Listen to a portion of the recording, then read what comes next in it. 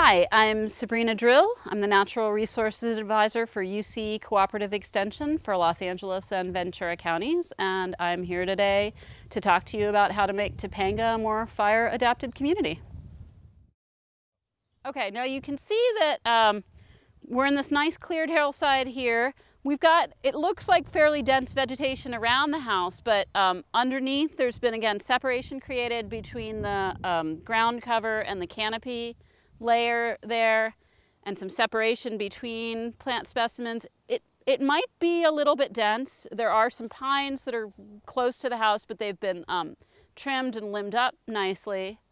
I'd have to get closer to that tree to see the distance from the house itself. That might be a concern, especially with the window under there. That could be sort of an ember trap.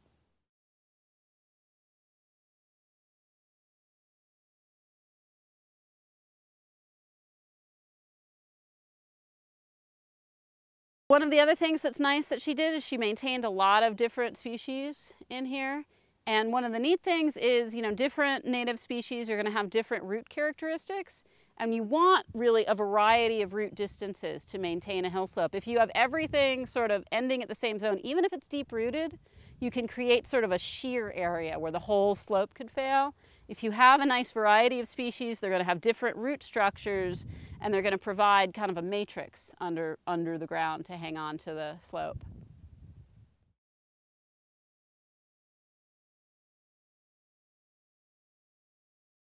So we're about 300 feet from the structure. I'd say we're actually maybe 180 feet from the edge of the deck here. And what she's done is created this vertical and horizontal spacing between the vegetation that remains. Removed some things here, and that was done several years ago, which actually points out, this isn't something where you necessarily have to do everything every year. If you do it properly, you've maintained some specimens, you've created this sort of open gallery below, they're not going to grow up every single year. And part of that is because you've retained the shade.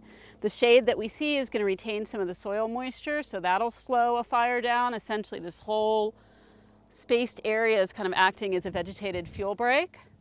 And then if we look at the trees themselves, either that one or this one, you can see where some limbs have been removed, but a lot of the vegetation remains. I see a few dead leaves here and there, but no real dead vegetation. So we've just decreased the overall volume while still retaining a healthy tree. And again, kind of creating this space, but still maintaining vegetation. So that's going to really hold this hillside together well in the rainy season. So there shouldn't be a lot of erosion issues.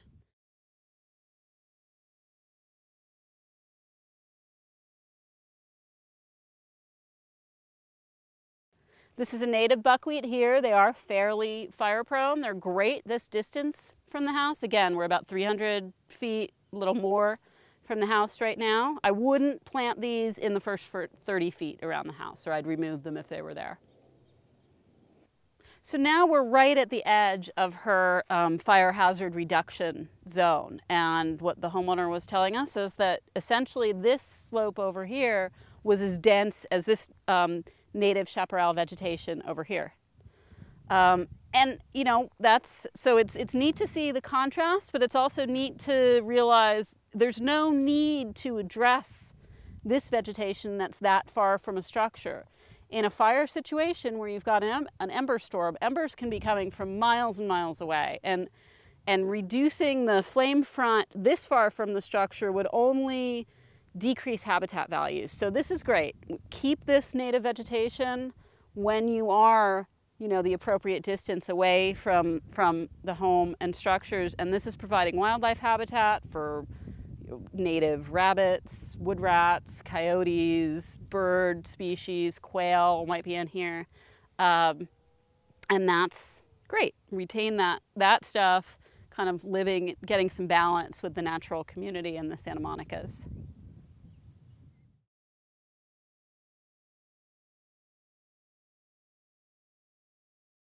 So here we're right at the edge where we have more of a maintained lawn that's going to be a nice fuel break area.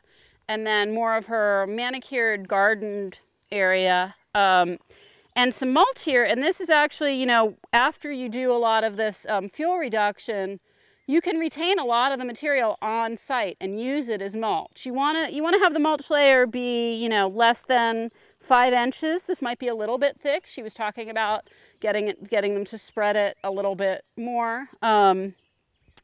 But there's no need to haul all of that material off if you can use it as mulch. And what the mulch is going to do is keep some of the weedy species from growing. And those weedy species could germinate after you do your fire hazard reduction, your fuel management. If you can keep those weeds down, you're going to be better come September, October, the really dry Santa Ana season.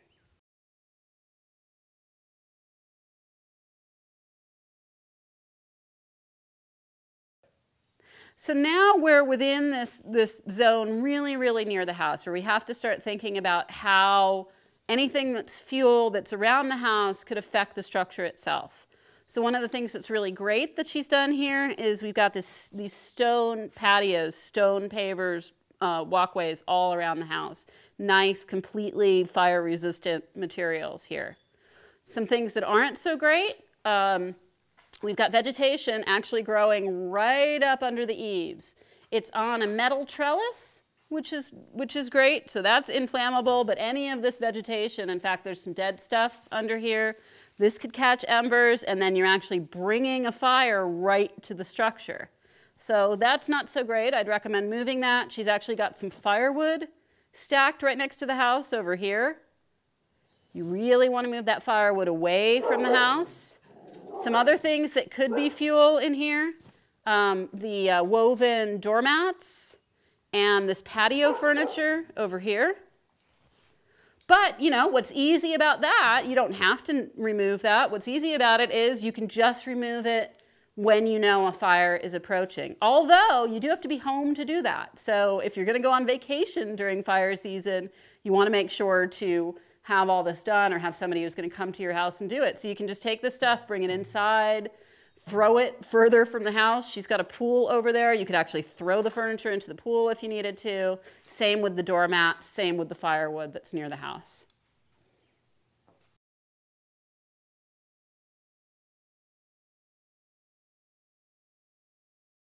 So now we're in the near home landscape zone, and you can see that she's got irrigation here. She's got efficient drip irrigation. That may or may not be what you need. It depends on the plant materials that you've chosen, what kind of irrigation you've got. One of the problems, though, to be aware of with drip irrigation is that it can attract wildlife who may chew through it, so you really need to maintain it. So anyway, she's ready to irrigate in this zone. Further down the slope, the plants over to the edge here are irrigated, and the plants in the middle are not. And one of the things that points out is she's chosen that butterfly bush. It's a plant that doesn't need a lot of water, maintains a high moisture content even in the dry season, and because she's not irrigating in that area, she doesn't have a lot of growth of weeds that then could die back in the dry season. So she saved herself some maintenance work in there.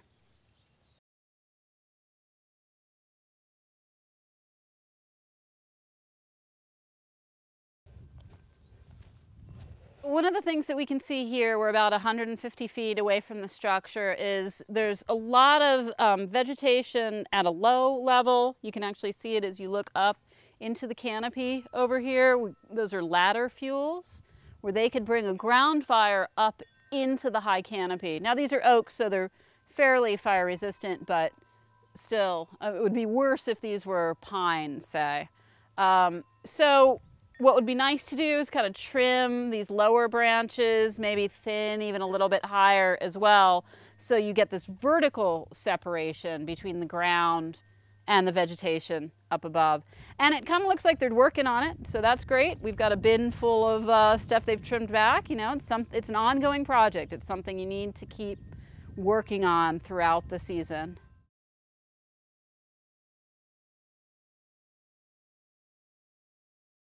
So on this side of the house, they're definitely working on their fire hazard reduction. They've thinned out a lot of the vegetation in here, you know, mowed the grasses down, which of course everybody needs to do before the brush clearance fuel modification deadline.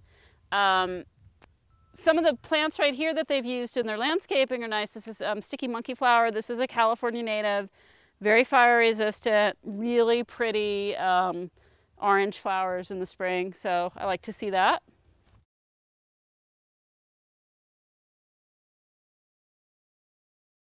So the vegetation they have in here is really nice. It's nicely spaced apart. It's a mix of California native plants and some non-native succulent and cactus species. And these are nice to use because, again, you're looking for plants that are going to retain high vegetation moisture with very little watering, because relying on watering during the dry season isn't really a good strategy in a fire-safe landscape, because you might not have access to water at that time.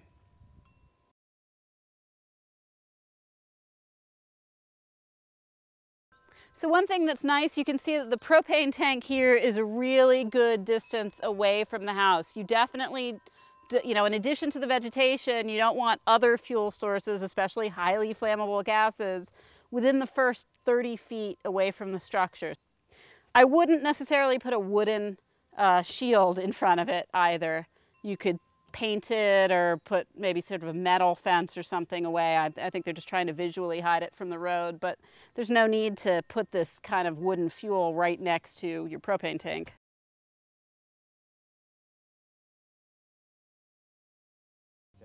So we've walked a little closer to the house, and actually this vegetation really is too dense. And one of the problems you get, I mean, it's great to have low growing plants, but you can see there's ladder fuels going straight up here into some of the higher vegetation. That would bring a fire right up to be a crown fire with longer flame lengths. And the other problem that you have in here is when you get this kind of ground cover, you can get a layer of dead thatch underneath, so that even though it looks nice and green on the top, you've got fuels below, and that can even carry a fire underneath this green vegetation, and making it a little bit harder for firefighters to find the hot spots.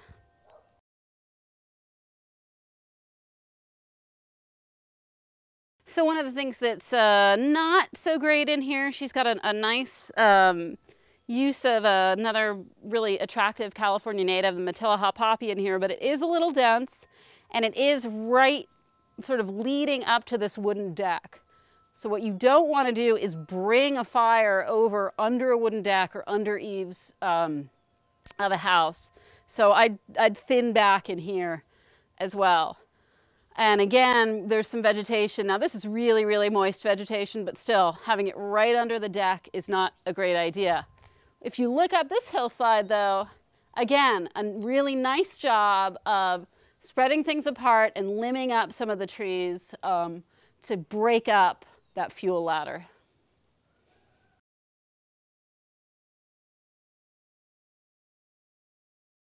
So one of the things that really does need to be addressed in here is we have this jasmine vine growing right up next to the structure, even up over the deck. That would, it's not the most flammable plant, but still it could really bring a fire right in to the house. And even though you might be using fire resistant wood building materials, that's not something you want to test by bringing fire right up to them.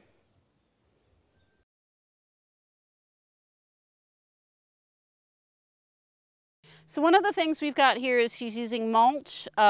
Mulch has its pros and cons. We've got some wood mulch here, which you can certainly use in a fire-resistant landscape, although I'd keep it away from the house a little bit more. She's also using some gravel mulch over here, which you can bring right up to the house. And one of the nice things that either kind of mulch is going to do for you is it's going to help to, again, retain soil moisture, retain sort of coolness in the soil.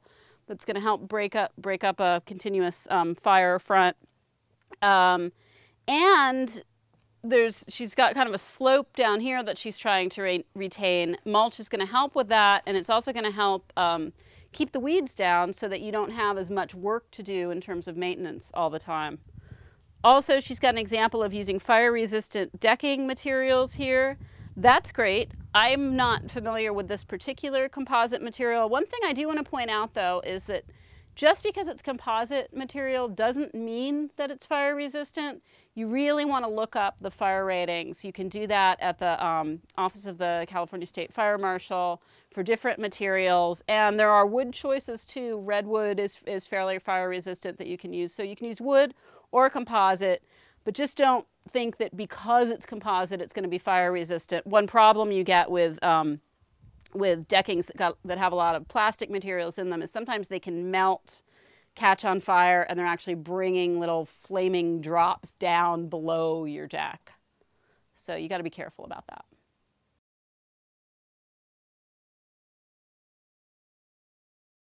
A nice feature in here is they've got some firewood storage here away from the house. It's definitely 30 feet away from the house, so that's really nice. You want to make sure that if you're storing, again, flammable materials, furniture, wood, propane tanks, that you move them away from the house like this.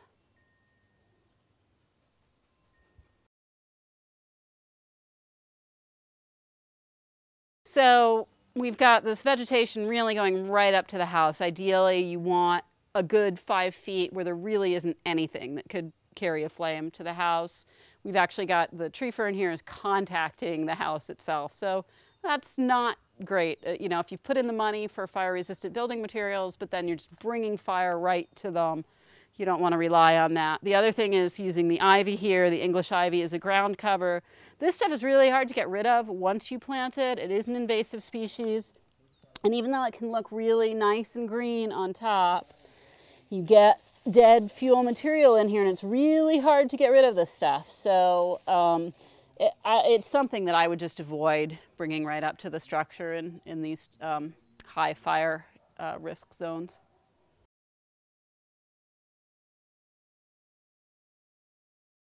A lot of the tree choices in here aren't so great for this area. We've got a pepper, which is actually an invasive species, fairly fire prone, and hasn't really been trimmed up at all, produces a lot of flammable litter.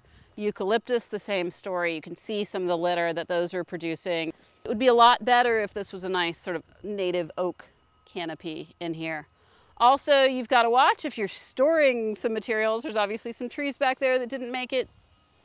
You want to move back, you know, anything that dies back, you want to make sure to move it away from structures.